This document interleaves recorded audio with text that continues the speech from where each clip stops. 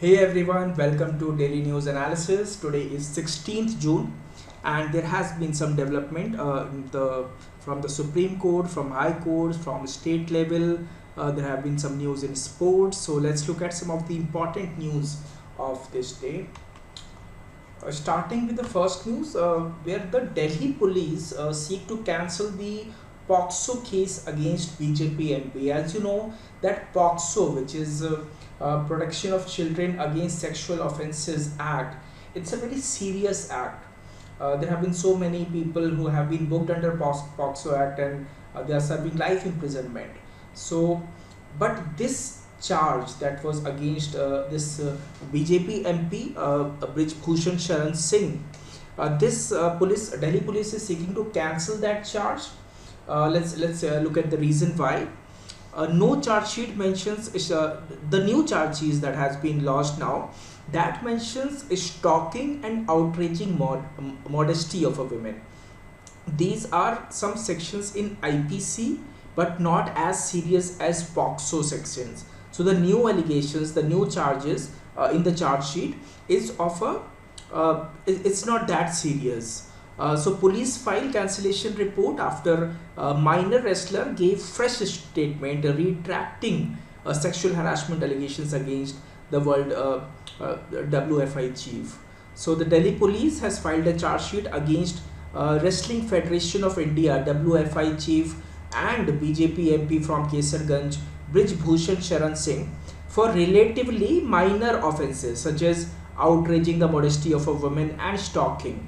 At the same time, the police approached another court for the cancellation of a more serious case involving allegations of sexually harassing a minor wrestler, and she has now given a fresh statement refuting those allegations. Now, Special Public Prosecutor Atul Srivastav confirmed that the police have filed a cancellation report of around 500 pages in the POXO case filed on the basis of a minor wrestler's complaint against Brij Bhushan Singh in the Patiala House Court. Now, the FIR against Brij Bhushan Singh under the POXO Act, in which the minor had alleged that she was sexually harassed by the accused, was launched in April. However, earlier this month, the minor recorded fresh statements and refuted the charges of sexual harassment. Then High Court has given 48 hours to deploy central forces in West Bengal. As you know that violence is going on in West Bengal because of the Panchayat elections. So there was no respite from violence on final day of filing of nominations for the West Bengal Panchayat elections. Now, with a supporter of the Indian Secular Front ISF and an activist of the Trinamool Congress killed in separate incidents at Bhangar in South 24 Paraganas district. So now the High Court has given 48 hours to deploy central forces to contain the violence in West Bengal due to these ongoing filing of nomination for this Panchayat elections. Tamil Nadu governor has rejected recommendations of chief minister on portfolios. You see sometimes there is a tussle between the chief minister and the governor regarding so many issues. Like you will see such tussle more prominently in a state like Delhi, where the chief minister of Delhi is more or less always at loggerheads with the lieutenant governor. So in Tamil Nadu also a similar situation is there, the tussle between the government led by M.K. Stalin and the governor R.N. Ravi. It intensified after the governor rejected the chief minister's recommendation relocating the portfolios of this Senthil Balaji to finance minister, Thangam and housing minister S. Muthuswamy. So regarding reshuffling of portfolios, that was rejected by the governor because the governor said that the reason cited for reallocation are misleading and incorrect. So on that front, there is this tussle going on. Karnataka, now that we have Congress government in Karnataka, is scrapping the one of the most controversial acts, that was anti-conversion law, and it is also reversing the changes that were made in the school textbooks. So it was their poll promise also, so fulfilling a poll promise. The Congress government in Karnataka has announced the repeal of the States Protection and Rights to Freedom of Religious Act 2022, which was also known as the Anti-Conversion Law. Now, this was one of the most controversial laws passed during the previous BJP regime. The law, while prohibiting unlawful conversions from one religion to another by misrepresentation, force, undue influence, coercion, allurement, promise of marriage, or any fraudulent means, put the burden of proof on the accused, with punishment ranging from imprisonment up to 5 years and a fine of 25,000 rupees. So this will be scrapped.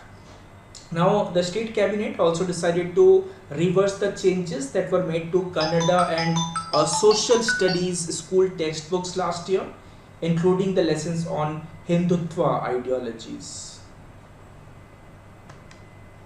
Just 1 second.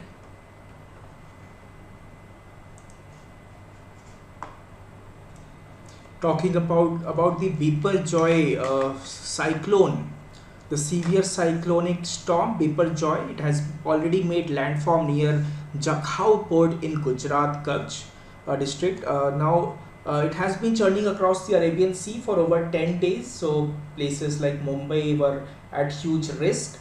Now the strong winds and heavy fall, it battered the Kutch and the Saurashtra coast as state and central agencies remained on high alert.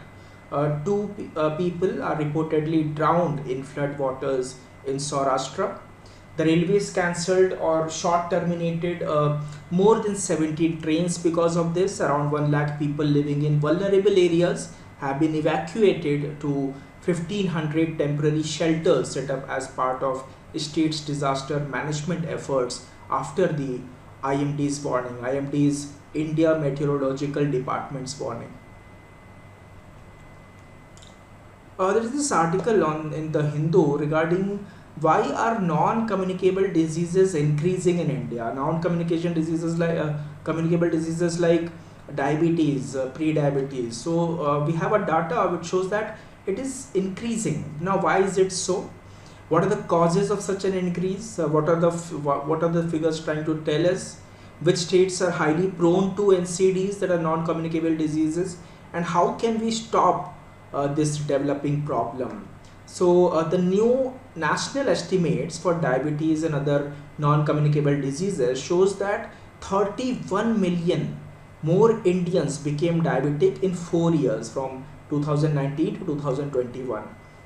So in 2021, a study found that India has 101 million people with diabetes and 136 million people with pre-diabetes. Additionally, 315 people had high BP, 254 million had generalized obesity, and 351 million had abdominal obesity.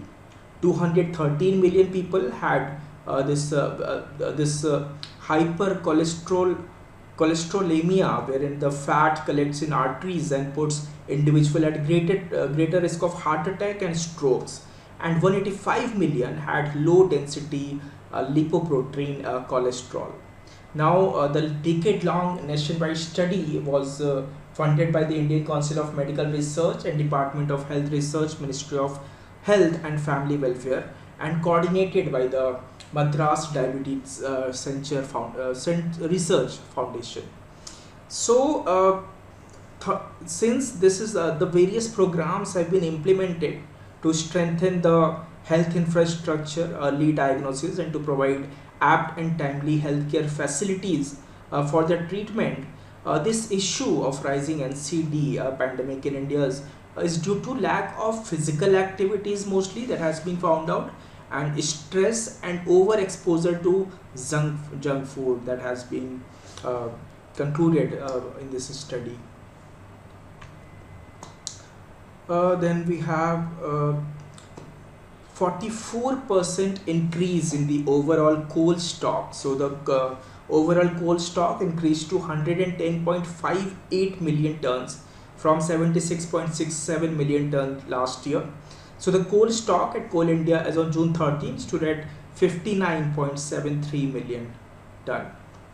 And also there is a sharp plunge in the India's palm oil in the imports in May, 14.59%, about 4.49 lakh tons of palm oil were imported in May against 5.14 lakh tons in the year ago period. From sports, we have the confirmation regarding the Asia Cup, which will be held in hybrid model from 31st August. So there has been speculations for long around Asia Cup. So now the Asia Cricket Council has announced that the tournament will be staged in a hybrid model with 4 games in Pakistan and 9 in Sri Lanka from 31st August to 17th September. That's all for right now. Thank you so much. See you in the next session with more set of news. Till then, have a good day. Goodbye.